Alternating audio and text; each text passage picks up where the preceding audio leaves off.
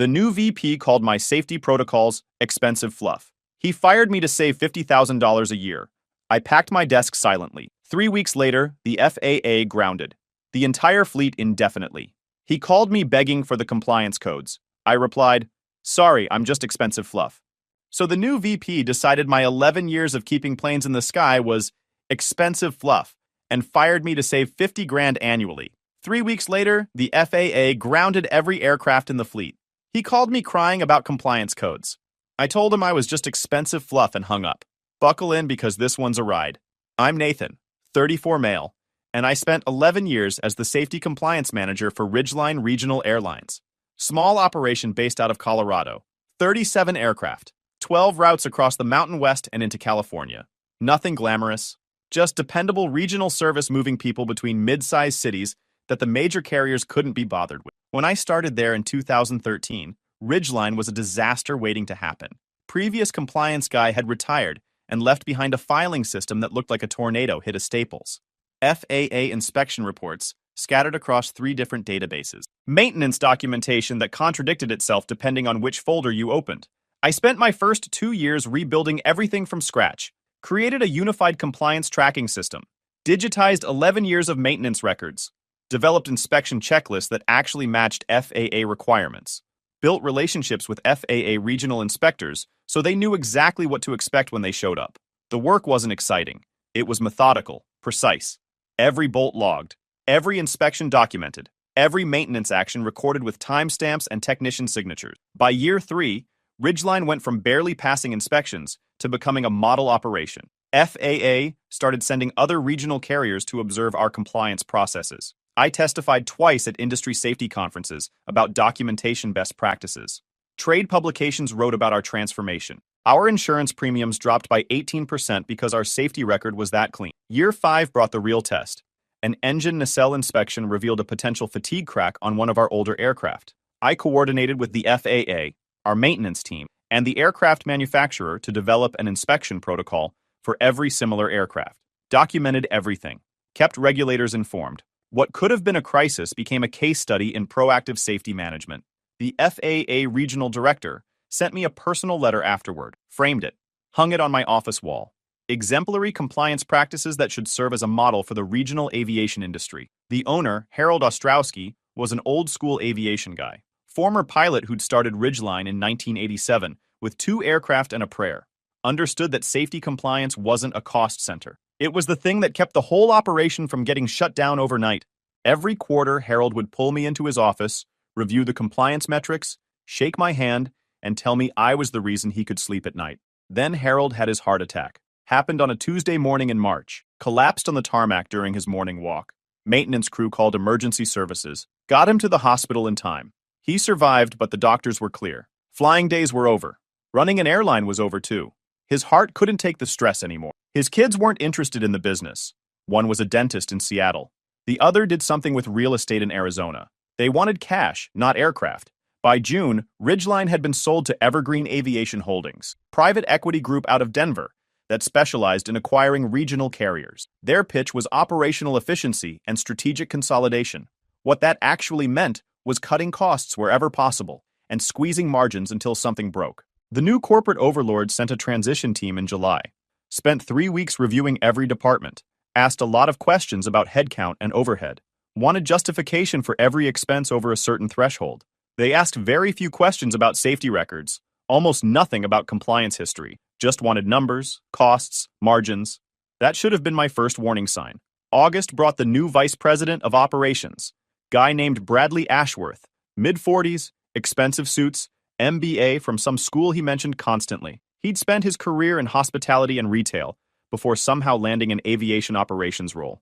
No aviation background, no regulatory experience. First week, Bradley walked the facility like he was inspecting a hotel, made comments about office layouts, questioned the coffee budget, asked why maintenance techs needed such large tool allowances. Bradley scheduled one-on-ones with every department head. Mine was on Thursday at 2 p.m. I showed up with a compliance overview binder, 63 pages covering our entire safety management system, inspection schedules, and documentation protocols. Bradley glanced at the binder, didn't open it, just pushed it aside and leaned back with that look executives get when they think they're about to teach you something important. "Nathan, I've been reviewing departmental budgets. Your area has some interesting numbers. I nodded. Compliance overhead runs about $285,000 annually when you factor in my salary, documentation specialist, software subscriptions, and third-party audit fees. That's exactly what I wanted to discuss. He pulled up a spreadsheet. Previous ownership seemed to have a very generous interpretation of what compliance requires. I think we can streamline significantly. I kept my face neutral. Streamline how? Well, for starters, do we really need a full-time compliance manager? Most of our competitors outsource this function. Most of our competitors have had aircraft grounded by the FAA in the last 5 years. We haven't. He waved his hand. That's fear-based thinking. The aviation industry has matured. Regulations are standardized. We don't need someone sitting here full-time worrying about paperwork. The paperwork is what proves to federal regulators that our aircraft are safe to carry passengers. Without proper documentation, the FAA can ground planes on the spot. Bradley smiled. That patronizing kind that people use when they think they're smarter than you. I understand you're protective of your position, but Evergreen has acquired 6 regional carriers. We know how to optimize operations without compromising safety. I wanted to point out that we've done this before wasn't the same as we've done this successfully, but I'd learned that arguing with people who'd already made up their minds was a waste of energy. So I just asked if there was anything specific he wanted me to prepare. Actually, yes. His eyes lit up. I need a complete inventory of every compliance function you perform. Every task, every hour spent, every dollar allocated. I want to see where the fat is. Want to understand what's essential versus what's habit. I'll have it to you by Monday. That weekend, I built the most comprehensive breakdown of my job I'd ever created. Every inspection coordination, every documentation update, every FAA communication, every maintenance record review, every safety protocol audit, every vendor verification, every insurance report, every system configuration, every emergency procedure test, 412 distinct tasks across a typical month. Some daily, some weekly, some quarterly, some annual, all interconnected, all required by either federal regulation, insurance policy, or operational necessity. I cross-referenced every task to the specific FAA regulation or insurance requirement that mandated it, showed the consequences of non-compliance for each category. Monday morning, I dropped the report on Bradley's desk. 94 pages with appendices. He looked at the stack of paper. This is extensive. You asked for a complete inventory. That's complete. Everything I do, why I do it, and what happens if I don't do it. The regulatory references are in the margin. He flipped through a few pages without reading them. Said he'd review it this week. He didn't read it. I know because I embedded a small notation on page 47 asking him to initial if he'd reviewed that section. A simple test to see if anyone actually engaged with the material. That page came back unsigned 3 months later when HR returned my materials after the termination. For the next 6 weeks, Bradley kept pushing. Every conversation circled back to cost reduction. Wanted to know why we needed monthly maintenance documentation audits when quarterly would be cheaper. Wanted to understand why I personally coordinated with FAA inspectors instead of letting maintenance handle it. Asked why we couldn't just use standard software instead of my customized tracking system. Wanted justification for every software subscription, every filing system, every process I'd built over 11 years. I answered every question professionally. Provided documentation, cited regulations, explained consequences, drew diagrams when verbal explanations didn't seem to register, offered to walk him through actual inspection scenarios so he could see how the documentation requirements worked in practice. None of it mattered. Bradley had already decided that compliance was overhead, not infrastructure. He just needed enough ammunition to justify the cut. My detailed explanations weren't changing his mind. They were just giving him material to argue against.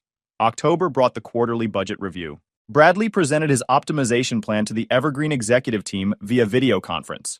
I wasn't invited to that meeting, but Sandra from HR told me afterward what happened. Bradley had proposed eliminating my position entirely, outsourcing compliance to a consulting firm that would handle documentation quarterly for about $80,000 annually. Additional maintenance staff would absorb the daily documentation tasks. Net savings of roughly $50,000 when you factored in my salary and benefits versus consulting fees and additional maintenance hours. The CFO asked about risk. Bradley said the risk was minimal because aviation compliance was standardized and predictable. Modern software automated most of the tracking. The consulting firm had FAA experience. Everything would be fine. The CEO asked if anyone on the maintenance team could handle day-to-day documentation. Bradley said he'd already discussed it with the maintenance director, and they were confident they could absorb the basic functions. Just needed some training during the transition period. Nobody asked me anything. Nobody reviewed my 94-page report. Nobody contacted the FAA regional office to understand what proper compliance actually required. Nobody talked to our insurance carrier about documentation requirements. They just saw a line item they could cut and decided that was enough information to make the call. November 4th, Tuesday morning. Bradley called me to his office at 9 a.m. HR representative, already sitting there when I walked in. That's the universal signal that something bad is about to happen. Nathan, we've made some organizational changes.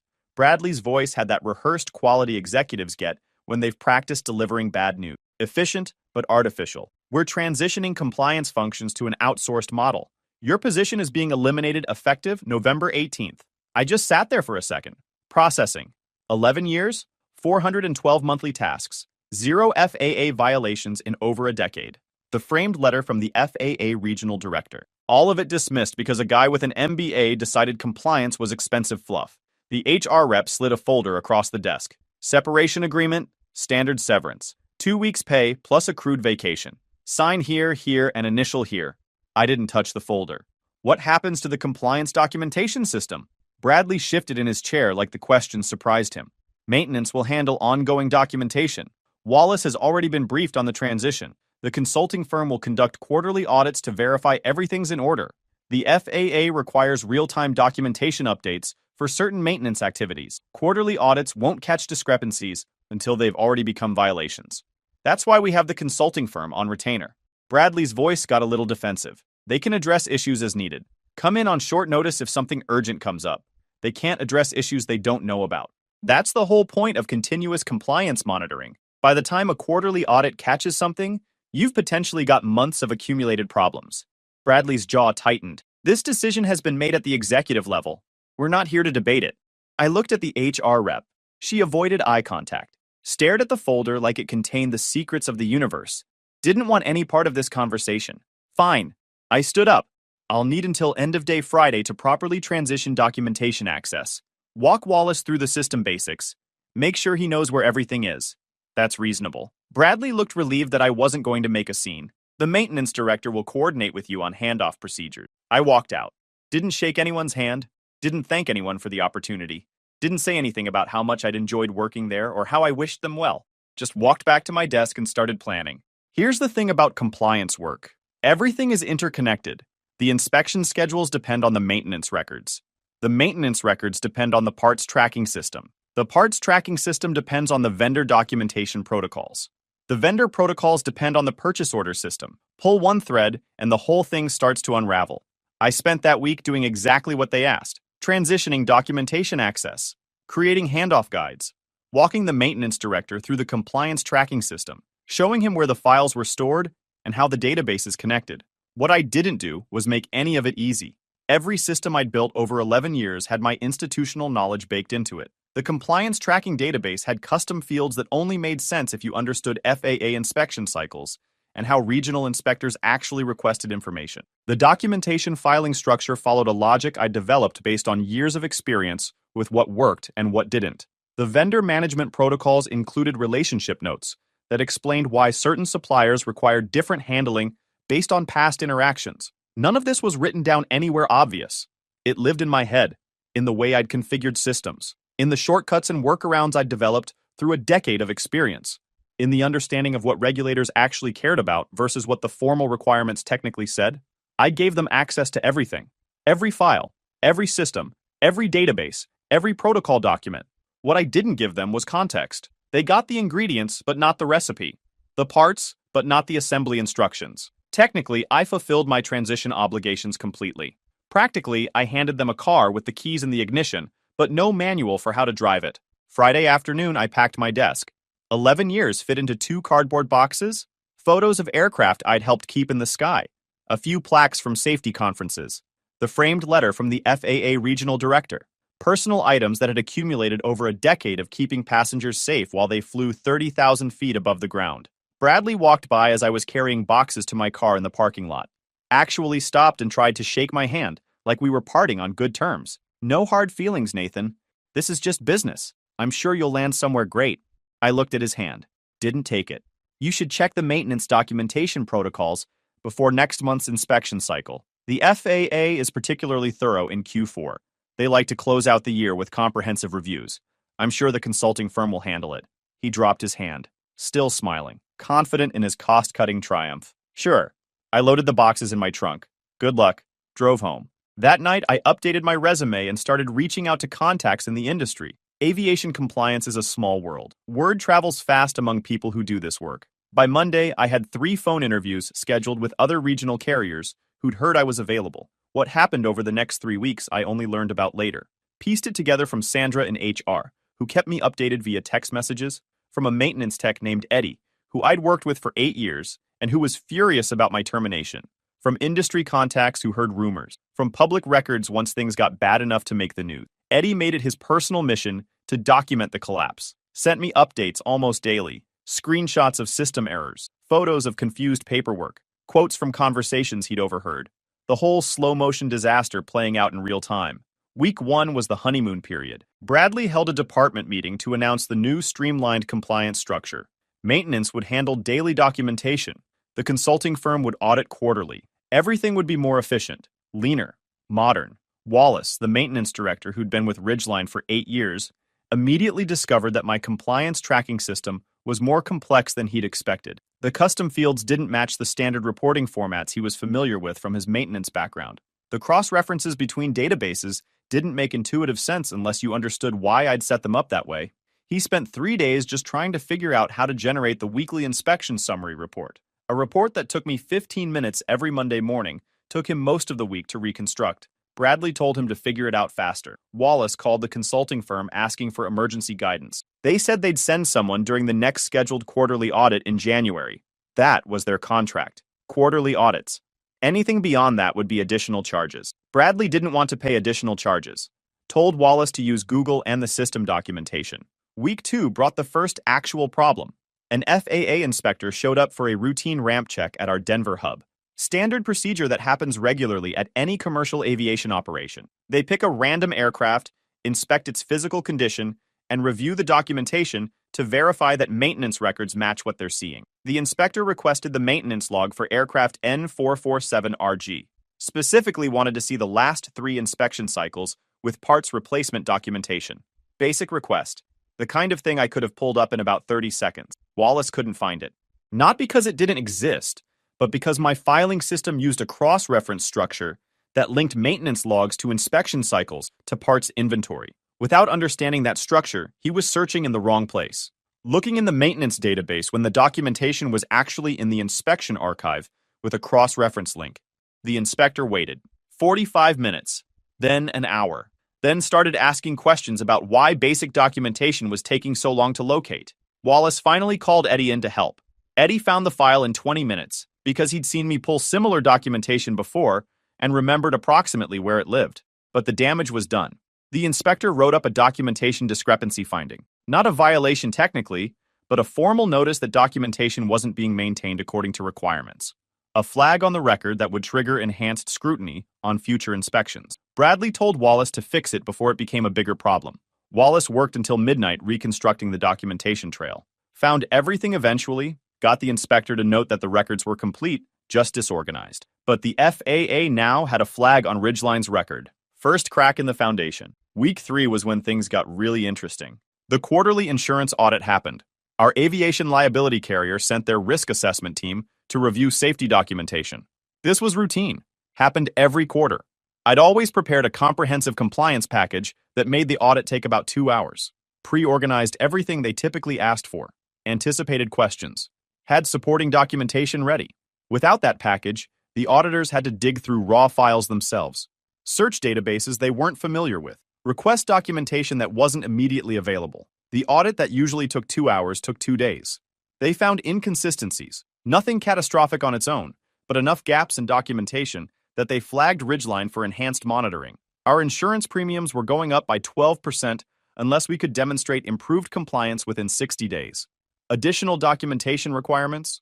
Monthly reporting instead of quarterly. Bradley blamed Wallace. Wallace blamed the consulting firm for not being available. The consulting firm blamed the transition process and noted that their contract was for quarterly audits, not continuous support. Nobody blamed the decision to eliminate the person who'd kept everything running smoothly for 11 years. Then came the maintenance log issue. Every aircraft requires continuous maintenance documentation. Every part replaced, every inspection performed, every discrepancy noted and resolved. The FAA requires this documentation to be complete, accurate, and current. Gaps in maintenance logs can ground an aircraft until the paperwork is verified. Extended gaps can trigger fleet-wide reviews. My system automatically flagged when documentation was incomplete. Little alerts that would pop up if a maintenance action hadn't been properly recorded within 24 hours. I'd configured those alerts to go to my email address so I could follow up immediately with the maintenance, my email that no longer existed. The alerts were still generating. They were just going nowhere, bouncing to a defunct mailbox that nobody was monitoring. For 3 weeks, documentation gaps accumulated without anyone noticing. Maintenance techs were doing their jobs. The physical work was getting done, but the paperwork wasn't getting filed properly because nobody was watching the system that tracked it. By the end of week 3, 7 aircraft had incomplete maintenance documentation, not unsafe aircraft. The maintenance work had been performed correctly, but aircraft where the paperwork didn't match the work performed. And in aviation, paperwork is everything. Without proper documentation, you can't prove the work was done. And if you can't prove the work was done, the aircraft isn't legally airworthy. December 2nd, Monday morning. The FAA regional office called Ridgeline to schedule a comprehensive compliance audit. This wasn't routine. This was triggered by the documentation discrepancy finding from week 2, combined with a tip they'd received about potential maintenance record irregularities. Found out later that tip came from a former Ridgeline pilot who'd heard rumors about the compliance situation through industry contacts and decided to report his concerns to regulators. The audit was scheduled for December 9th, 1 week away. Comprehensive review of all compliance systems, documentation practices, and safety management protocols. Bradley finally panicked, called the consulting firm demanding they send someone immediately, emergency support, whatever it took. The consulting firm said their next available auditor was December 15th, 6 days after the FAA audit. They offered to send someone sooner for a substantial emergency fee, triple their normal hourly rate. Bradley authorized the expense. Consultant arrived December 5th. Spent 3 days trying to understand a system they'd never seen before, built by someone they'd never met, configured for requirements they weren't familiar with. By December 8th, the consultant told Bradley they couldn't guarantee the documentation would be ready for the FAA audit. Too many gaps, too little time, too much complexity in the system architecture. Bradley called Wallace and told him to fix everything overnight. Wallace said that was impossible, without understanding how the compliance system worked. Every fix he attempted seemed to break something else, because he didn't understand the cross-references. Bradley told him to figure it out or find a new job. Wallace called me that night. First time we'd spoken since I left. His voice was shaking. "Nathan, I need help. Desperately." "With what?" "Everything. The documentation system, the inspection protocols, the FAA audit tomorrow. I don't know how any of this works, and Bradley's threatening to fire me if I can't sort it out overnight." I listened, let him talk, heard the stress in his voice. The desperation of someone drowning in a system they didn't understand, the fear of someone whose career was about to be destroyed by decisions they didn't make. Part of me felt bad for Wallace. He was a good maintenance director, knew aircraft inside and out, but compliance wasn't his expertise, and Bradley had thrown him into the deep end without a life jacket. Part of me remembered Bradley calling my work expensive fluff, remembered 11 years dismissed as fat to be trimmed, remembered the handshake I didn't take. "Wallace, I'm not employed by Ridgeline anymore. I don't have access to the systems. I don't have authorization to modify documentation. I'm not legally allowed to represent the company to regulators. I know. I'm asking as a favor. Please, just tell me what to do. Walk me through it over the phone." I thought about it. Thought about the passengers who flew on those aircraft every day. Regular people trusting that someone was paying attention to the details that kept them safe. Thought about the maintenance techs who'd lose their jobs if the airline went under. Good people who had nothing to do with Bradley's decisions. Then I thought about how those decisions were made. The executive meeting I wasn't invited to. The 94-page report nobody read. The assumption that my expertise was expendable. I can't help you for free. And I can't help you on a timeline that makes Bradley look good. If Ridgeline wants my expertise, they can hire me as a consultant. Market rate, $275 per hour. 60-day minimum engagement. Direct reporting to Evergreen corporate leadership, not to Bradley. And I need a written acknowledgement that my termination was a business decision that did not reflect on my professional performance. Wallace was quiet for a long moment. He's never going to agree to that. Not with the audit tomorrow. Then I guess you'd better start reading the 94-page report I left. Everything you need is in there. Page references to every system, every protocol, every cross-reference. Nathan, please. I have a family. If this goes bad, I'm going to lose everything. I understand. And I'm sorry you're in this position. But I'm not the one who put you there. Bradley did. Take it up with him. I hung up. Went back to watching TV. Didn't feel bad about it. Shouldn't have to feel bad about protecting myself from people who discarded me without a second thought. December 9th arrived. The FAA audit team showed up at 8 a.m. 3 inspectors, comprehensive document review, aircraft inspection, interviews with compliance personnel. They found problems. 7 aircraft with incomplete maintenance documentation. Documentation gaps ranging from 3 days to 3 weeks. 2 aircraft with inspection discrepancies that hadn't been properly resolved and logged. 1 aircraft with a parts replacement that wasn't logged correctly in the tracking system.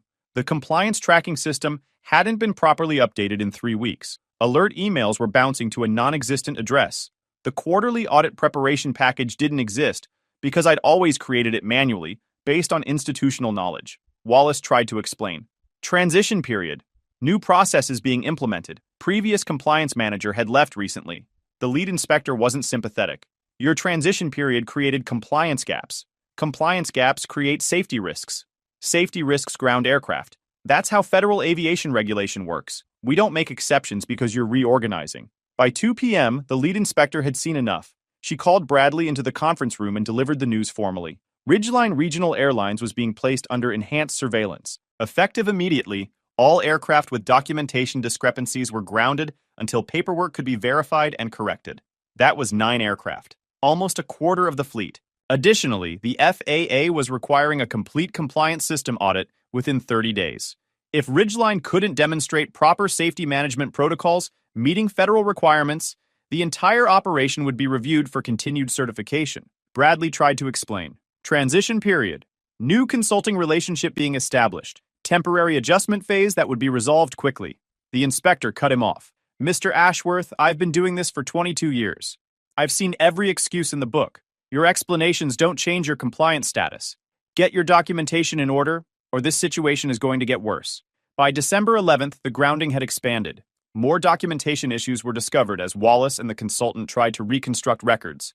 12 aircraft total now sitting on the ground. Flight schedules were being canceled. Passengers were being rebooked on competitor carriers at Ridgeline's expense.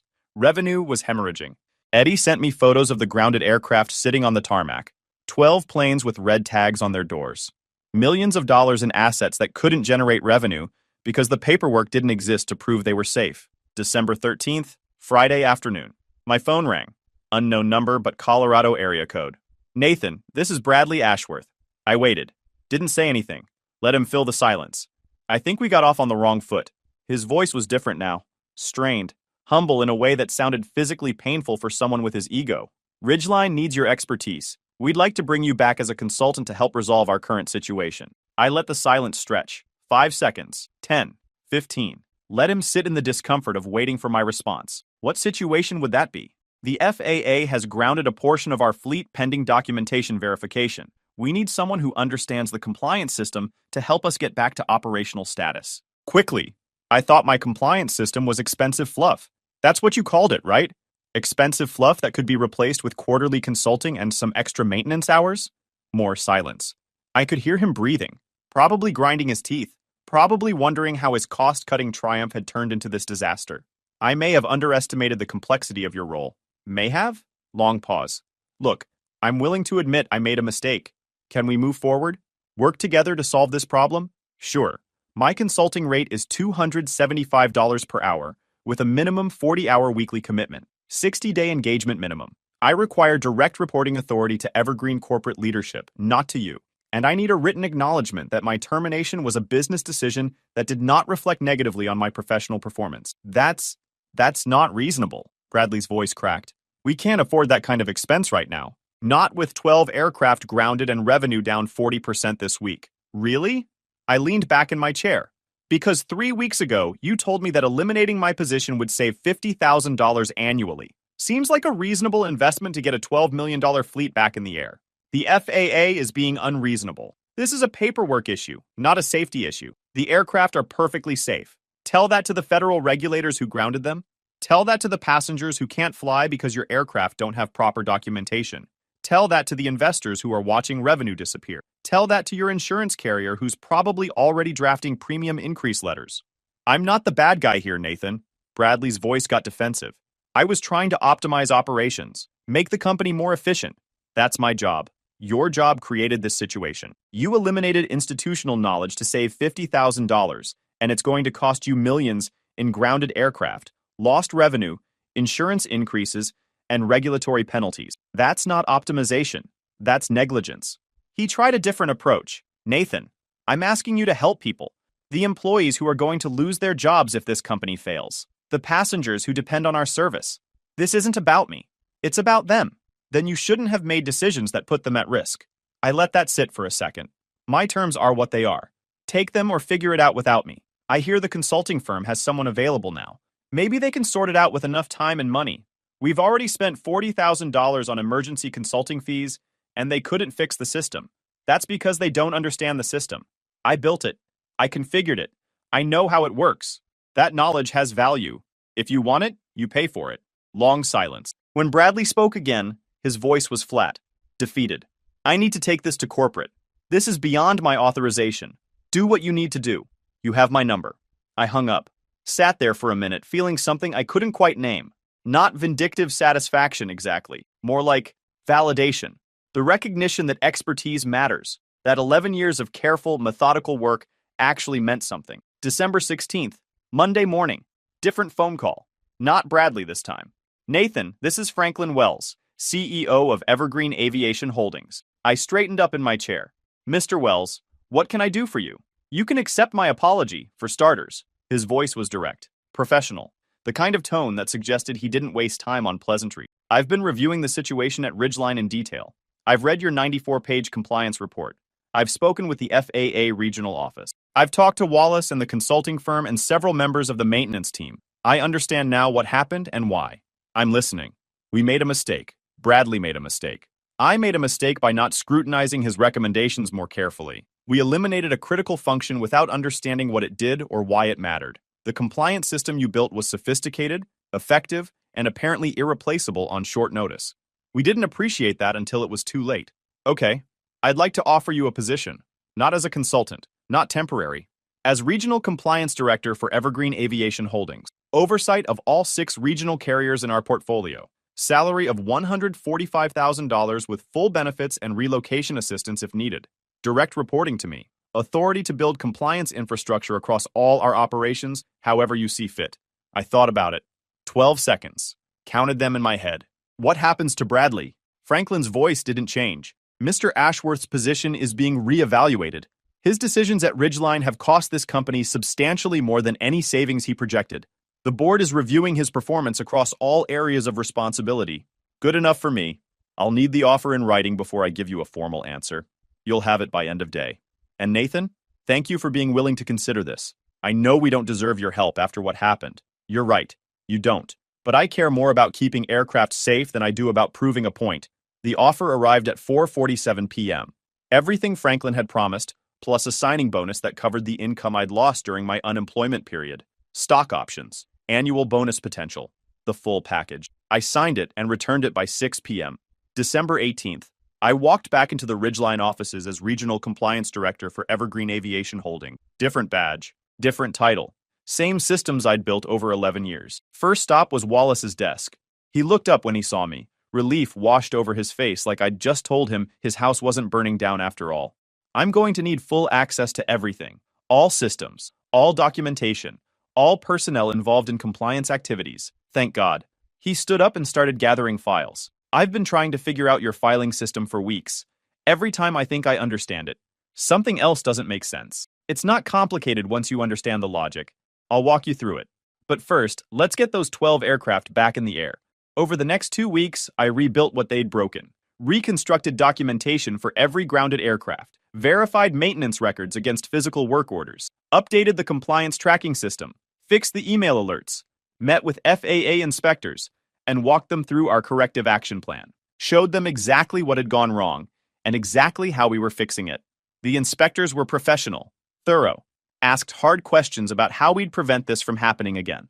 I gave them honest answers about organizational changes and new oversight structures. Didn't blame anyone by name, just explained what we were doing differently. By January 3rd, all 12 aircraft were back in service. The FAA downgraded us from enhanced surveillance to standard monitoring. Insurance premiums stabilized after I submitted a comprehensive compliance report demonstrating restored protocols. January 6th, my first day in the corporate office. Franklin introduced me at the all-hands meeting for Evergreen leadership. Nathan Graves will be overseeing compliance across all Evergreen regional carriers. His expertise and institutional knowledge are exactly what this organization needs to maintain the highest safety standard. He has my full support and authority to implement whatever changes he deems necessary. After the meeting, one of the other regional directors found me in the hallway. Woman named Patricia, who ran the Montana operation. I heard what happened at Ridgeline. The whole story. The VP who fired you and then called begging for help? Bradley Ashworth. Right, she smiled. Word is he got transferred to our smallest operation in Wyoming. 40 employees. No direct reports. Paper-pushing administrative role. Basically a demotion disguised as a lateral move because firing him would have looked like admitting fault. Couldn't have happened to a nicer guy. Also heard he has to submit weekly compliance reports to you now as part of the new corporate oversight structure. Is that true? It is. Patricia laughed. That's beautiful. The guy who called your work expensive fluff now has to report to the expensive fluff guy. I prefer the term essential operational infrastructure. But yes, January 15th, Wednesday morning. My email pinged with Bradley's first weekly compliance report. 3 pages of documentation that I'd specifically designed to require detailed knowledge of safety protocols. The kind of knowledge you only get from doing the actual work, from understanding why compliance matters instead of just seeing it as a cost center. His report was incomplete, missing 2 sections entirely, formatting errors throughout, incorrect regulatory citations, the kind of work that showed he still didn't understand what he was looking at. I sent it back with corrections needed highlighted in red, 27 items requiring revision before I could accept the submission. His response came back 4 hours later, fixed most of the issues but missed 3. I sent it back again, still incomplete. Please review FAA requirements for documentation format and resubmit. 3rd submission finally passed. Took him all day. The next week was the same, and the week after that. Every Wednesday, Bradley Ashworth submitted a compliance report to the man he'd called expensive fluff. February brought the quarterly safety review, all 6 Evergreen regional carriers. I presented the consolidated compliance metrics to the executive team. 0 FAA violations across the portfolio since I'd taken over. Insurance premiums trending downward. Documentation systems standardized across all carriers. Best compliance performance in company history. Franklin shook my hand afterward. This is exactly what I hoped you'd bring to the organization. March brought something even better. The FAA regional director reached out personally, said they'd been monitoring our turnaround, wanted to feature Ridgeline's recovery as a case study in their next compliance conference, a textbook example of how to rebuild safety culture after organizational failure. I agreed to present, figured it would be educational. The conference was in Denver. 200 aviation professionals in the audience, FAA officials, airline executives, compliance managers from carriers across the country. I walked through the whole situation, the cost-cutting decision, the elimination of dedicated compliance oversight, the 3-week collapse, the grounding, the recovery. Didn't name Bradley directly, didn't need to. Everyone in that room knew what happens when you treat safety compliance as a line item to be cut. After my presentation, a guy from the FAA Enforcement Division found me in the hallway, said they'd been tracking similar patterns across the industry. Private equity acquisitions followed by compliance staff reductions, followed by regulatory problems. Said my presentation was going to become required viewing for new inspectors. April brought the annual insurance renewal. Our liability carrier ran the numbers on Ridgeline's recovery. Compliance metrics were now better than they'd been before the acquisition. Documentation systems were cleaner. Inspection pass rates were higher. They dropped our premiums by 14%. First time that had happened in the carrier's history for a company that had been under enhanced surveillance less than 6 months earlier. I forwarded the premium reduction notice to Franklin with a simple note. ROI on the expensive fluff, he wrote back. Point taken. Permanently. May brought Bradley's resignation. He'd been in Wyoming for 5 months, 40 employees, windowless office, weekly compliance reports that kept getting sent back for correction. The board had been documenting his performance issues since December, building a case. He quit before they could fire him. Sent a company-wide email about pursuing new opportunities. Nobody believed it. Eddie texted me the news. The expensive fluff outlasted the guy who tried to cut it. Beautiful, I texted back. Not beautiful, just math. Compliance costs less than catastrophe. always has. He sent back a laughing emoji. You're no fun. Let me enjoy this. Fine. Enjoy it. If you enjoyed this video, please hit that subscribe button. It really helps the channel and help us bring you more and better stories. Thanks.